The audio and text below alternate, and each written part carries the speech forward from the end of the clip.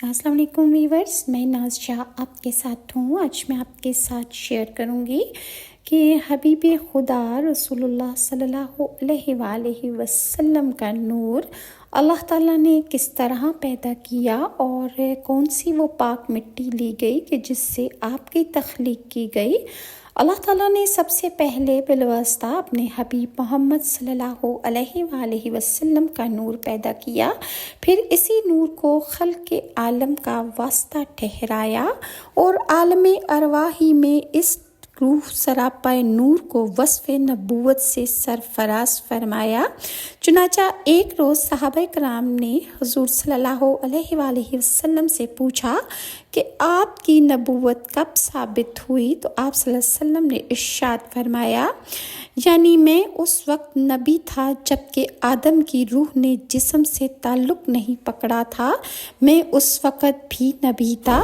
بعد ازاں اسی عالم میں اللہ تعالیٰ نے دیگر انبیاء کرام کی روحوں سے وہ عہد لیا کہ جس کا ذکر سورہ آل عمران کی رکوع نمبر 5 میں ہے، وَإِذْ أَخَذَ اللَّهُ مِيثَاقَ النَّبِيِّينَ۔ جس وقت ان پیغمبروں کی روحوں نے عہد مذکورہ کے مطابق رسول اللہ کی نبوت و امداد کا اقرار کر لیا، تو نور محمدی کے فیضان سے ان روحوں میں وہ قابلیتیں پیدا ہو گئیں کہ دنیا میں اپنے اپنے وقت پر ان کو منصب نبوت عطا ہوا اور ان سے معجزات ظہور میں آئے۔ اور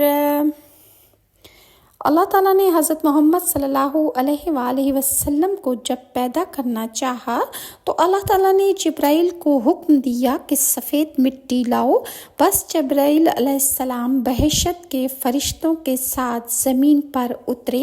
اور رسول اللہ صلی اللہ علیہ وآلہ وسلم کی قبر شریف کی جگہ سے مٹھی بھر خاک، سفید چمکتی دمکتی مٹی اٹھا لائے۔ پھر وہ مشت خاک سفید جنت کے چشمہ تسنیم کے پانی سے اس کو گوندا گیا، یہاں تک کہ وہ مٹی سفید موتی کی مانند ہو گئی جس کی بڑی شعاع تھی۔ بعد ازاں فرشتے اسے لے کر عرش و کرسی کے گرد اور آسمانوں اور زمین میں پھرے، یہاں تک کہ تمام فرشتوں نے آپ یعنی رسول اللہ صلی اللہ علیہ وسلم کی روح انور اور مادہ عطر کو حضرت آدم علیہ السلام کی پیدائش سے پہلے پہچان لیا۔ جب اللہ تعالیٰ نے حضرت آدم علیہ السلام کو پیدا کیا تو اپنے حبیب پاک کے نور کو ان کی پشت مبارک میں بطور ودیت رکھا۔ اس نور کے انوار ان کی پیشانی میں یوں نمایاں تھے جیسے آفتاب آسمان اور چاند اندھیری رات میں چمکتا ہے، اور ان سے عہد لیا گیا کہ یہ نور انوار پاک پشتوں سے پاک رحموں میں منتقل ہوا کرے گا۔ اسی واسطے میں جب حضرت حوا سے حضرت آدم علیہ السلام کی مقاربت کا ارادہ کرتے تو انہیں پاک اور پاکیزہ ہونے کی تاکید فرماتے، یہاں تک کہ وہ نور حضرت حوا کے رحم پاک میں منتقل ہو گیا۔ اس وقت وہ نور جو حضرت آدم علیہ السلام کی پیشانی میں سورج کی طرح چمکتا تھا، وہ نور حضرت حوا کی پیشانی میں نمودار ہوا۔ ایام حمل میں حضرت آدم علیہ السلام نے ادب و تعظیم حضرت حوا سے مقاربت ترک کر دی، یہاں تک کہ حضرت شیس علیہ السلام پیدا ہو گئے تو وہ نور حضرت شیس کی پشت میں منتقل ہو گیا۔ یہ حضور صلی اللہ علیہ وسلم کا معجزہ تھا کہ حضرت شیس علیہ السلام اکیلے پیدا ہوئے، آپ کے بعد حضرت حوا کے بطن میں جوڑا یعنی ایک ہی ٹائم میں لڑکا اور لڑکی پیدا ہوتے رہے۔ اس طرح یہ نور پاک پشتوں سے پاک رحموں میں منتقل ہوتا ہوا رسول اللہ صلی اللہ علیہ وآلہ وسلم کے والد ماجد حضرت عبداللہ تک جا پہنچا۔ اس حضرت عبداللہ سے جمعہ کی رات کو آپ صلی اللہ علیہ وسلم کی والدہ ماجدہ حضرت آمنہ کے رحم میں منتقل ہوا۔ اسی نور کے پاک و صاف رکھنے کے لیے اللہ تعالیٰ نے حضرت رسول اللہ کے تمام آباء و اجداد اور امہات کو کفر و شرک کی نجاست اور زنا کی آلودگی سے ہمیشہ پاک رکھا۔ اس نور کی برکت سے حضرت نوح علیہ السلام کی کشتی طوفان میں غرق ہونے سے بچ گئی۔ اسی نور کی برکت سے حضرت ابراہیم علیہ السلام پر آتش نمرود پھول بن گئی، یعنی جب حضرت ابراہیم کو آگ میں پھینکا گیا تو وہ آگ پھول بن گئی۔ رسول اللہ صلی اللہ علیہ وآلہ وسلم نے فرمایا کہ اللہ نے سب سے پہلے میرے نور کو تخلیق کیا۔ ایک اور موقع پر رسول اللہ نے یوں ارشاد فرمایا، میں اس وقت بھی نبی تھا جب آدم علیہ السلام اپنے خمیر میں تھے۔ حضرت ارباز بن ساریہ سے مروی ہے، آپ فرماتے ہیں کہ رسول اللہ نے ارشاد فرمایا، میں اس وقت بھی نبی تھا جب حضرت آدم علیہ السلام اپنی طینت میں پڑے تھے، یعنی اس سے قبل کہ حضرت آدم علیہ السلام میں روح ڈالی جاتی وہ زمین پر ڈال دیے گئے تھے۔ اور اللہ تعالیٰ کا سورہ احزاب کی آیت نمبر 7 میں ارشاد ہے، اور اے محبوب صلی اللہ علیہ وآلہ وسلم یاد کرو جب ہم نے نبیوں سے عہد لیا اور تم سے اور نوح علیہ السلام سے اور ابراہیم سے اور موسیٰ اور عیسیٰ بن مریم سے، اور ہم نے ان سے پختہ عہد لیا۔ اللہ تعالیٰ کے اس فرمان میں اس عہد کی جانب اشارہ ہے جب اللہ تعالیٰ نے روز میثاق انبیاء کرام سے اس بات کا عہد لیا کہ وہ جس منصب نبوت پر فائز کیے جا رہے ہیں وہ اس منصب کا حق ادا کریں گے۔ اور رسول اللہ صلی اللہ علیہ وآلہ وسلم کا نور اللہ تعالیٰ نے سب سے پہلے تخلیق کیا، اور آپ اس اعتبار سے اول ہیں، اور آپ کو تمام انبیاء کرام کے بعد مبعوث فرمایا گیا، اس اعتبار سے آپ آخر یعنی خاتم الانبیاء بھی ہیں۔ حضرت ابو ہریرہ سے مروی ہے کہ آپ فرماتے ہیں کہ رسول اللہ نے ارشاد فرمایا، جب اللہ تعالیٰ نے حضرت آدم کو پیدا کیا تو انہیں ان کی اولاد سے آگاہ کیا، اور حضرت آدم نے اپنی اولاد کے خصائل و فضائل کو دیکھا، اور پھر مجھے حضرت آدم نے سب سے آخر میں ایک نور کی صورت میں دیکھا تو بارگاہ الہی میں عرض کیا کہ یا الہی یہ نور کیسا ہے؟ تو اللہ تعالیٰ نے ارشاد فرمایا، یہ تمہارا بیٹا احمد ہے، اور یہی اول ہے اور یہی آخر ہے، یہی سب سے پہلے شفیع اور یہی سب سے پہلے شفاعت والے تسلیم کیے گئے ہیں۔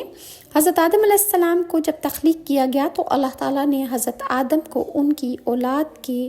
حالات و واقعات سے آگاہ کیا، اور آپ نے اپنی اولاد میں موجود انبیاء کرام و مرسلین اور اولیاء کاملین کا مشاہدہ کیا، اور اسی مشاہدہ کے دوران جب آپ کا تعارف رسول اللہ صلی اللہ علیہ وآلہ وسلم سے کرایا گیا تو رسول اللہ اس وقت نورانی صورت میں ظاہر تھے۔ حضرت آدم علیہ السلام نے آپ صلی اللہ علیہ وآلہ وسلم کے اس نور کا مشاہدہ کیا تو حیرانگی کا اظہار کیا، اللہ تعالیٰ سے اس نور کی بابت دریافت کیا تو اللہ تعالیٰ نے آپ کا تعارف کروایا کہ یہ احمد ہے، یہ اول ہیں اور یہی آخر ہیں۔ حضرت عبداللہ بن عباس سے روایت ہے کہ فرماتے ہیں کہ رسول اللہ نے ارشاد فرمایا کہ حضرت جبرائیل میرے پاس حاضر ہوئے اور مجھے یا ظاہر ہو یا باطنوں کے القابات کے ساتھ سلام کیا۔ میں نے کہا کہ یہ صفات تو اللہ تعالیٰ کی ہیں، پھر کوئی مخلوق کیسے ان صفات کی لائق ہو سکتی ہے؟ تو جبرائیل نے عرض کیا کہ اللہ تعالیٰ نے آپ کو ان صفات کے ساتھ تمام انبیاء و مرسلین پر بزرگی عطا فرمائی ہے، اور اپنے نام اور صفات کے ساتھ آپ کو متصف فرمایا ہے۔ اللہ تعالیٰ نے رسول اللہ صلی اللہ علیہ وآلہ وسلم کے نور کو کائنات کی ہر شے کی تخلیق سے پہلے تخلیق کیا، اور آپ صلی اللہ علیہ وآلہ وسلم کے نور سے کائنات کی دیگر اشیاء کو تخلیق فرمایا، اور آپ کے نور سے ہی لوح و قلم، زمین و آسمان، جنت و جہنم، ملائکہ، جن و انس وغیرہ بنائے گئے۔ اس سمن میں حضرت جابر بن عبداللہ انصاری سے روایت ہے کہ رسول اللہ نے ارشاد فرمایا، میں نے رسول اللہ سے عرض کیا یا رسول اللہ میرے ماں باپ آپ پر قربان ہو جائیں، مجھے اس کی خبر دیجئے کہ اللہ نے سب سے پہلے کیا شے تخلیق فرمائی؟ تو رسول اللہ نے ارشاد فرمایا اے جابر، بے شک اللہ تعالیٰ نے تمام اشیاء کی تخلیق سے قبل اپنے نور سے تمہارے نبی کا نور پیدا فرمایا، بس اللہ تعالیٰ نے جیسا چاہا اسے سیر کروائی، اور اس وقت نہ لوح تھی نہ قلم، نہ جنت تھی اور نہ جہنم، نہ کوئی فرشتہ تھا اور نہ کوئی آسمان، نہ زمین تھی اور نہ ہی کوئی چاند سورج اور نہ ہی کوئی جن و انس تھا۔ پھر اللہ تعالیٰ نے ارادہ کیا کہ وہ مخلوق کو پیدا کرے تو اس نے نور کو 4 حصوں میں تقسیم کیا۔ پھر اس نور کے ایک حصے سے اللہ تعالیٰ نے قلم پیدا کیا، دوسرے حصے سے اللہ تعالیٰ نے لوح کو پیدا کیا، اور تیسرے حصے سے عرش پیدا کیا، اور چوتھے حصے کو پھر 4 حصوں میں تقسیم فرما دیا۔ اس کے ایک حصے سے عرش کو اٹھانے والے ملائکہ پیدا فرمائے، اور عرش کو اٹھانے والے ملائکہ 8 فرشتے ہیں۔ پھر اس کے دوسرے حصے سے کرسی کو پیدا کیا جو عرش سے جدا ہے، اور تیسرے حصے سے دیگر ملائکہ کو پیدا کیا۔ پھر اس کے چوتھے حصے کو مزید 4 حصوں میں تقسیم فرما دیا، اور اس کے پہلے حصے سے 7 آسمان پیدا فرمائے، دوسرے حصے سے 7 زمینیں پیدا فرمائیں، تیسرے حصے سے جنت اور جہنم کو پیدا کیا، اور اس کے چوتھے حصے کو پھر 4 حصوں میں تقسیم فرما دیا۔ اس کے پہلے حصے سے مومنین کے نور کو پیدا کیا، دوسرے حصے سے مومنین کے قلوب کے نور کو پیدا کیا، اور وہ نور اللہ تعالیٰ کی معرفت ہے، جبکہ تیسرے حصے سے مومنین کے اس نور کو پیدا کیا، اور وہ نور ہے توحید، یعنی لا الہ الا اللہ محمد رسول اللہ۔ مزید میں اس نور کے بارے میں اور انسان کی اور رسول اللہ صلی اللہ علیہ وسلم کی تخلیق کے بارے میں آپ کے ساتھ نیکسٹ ویڈیو میں شیئر کروں گی۔ اور ویورز، اگر آپ کو میری یہ ویڈیوز اچھی لگتی ہیں تو کائنڈلی لائک اور سبسکرائب ضرور کیجیے۔ نیکسٹ ویڈیو تک کے لیے ناز شاہ کو اجازت دیجیے۔ اللہ حافظ۔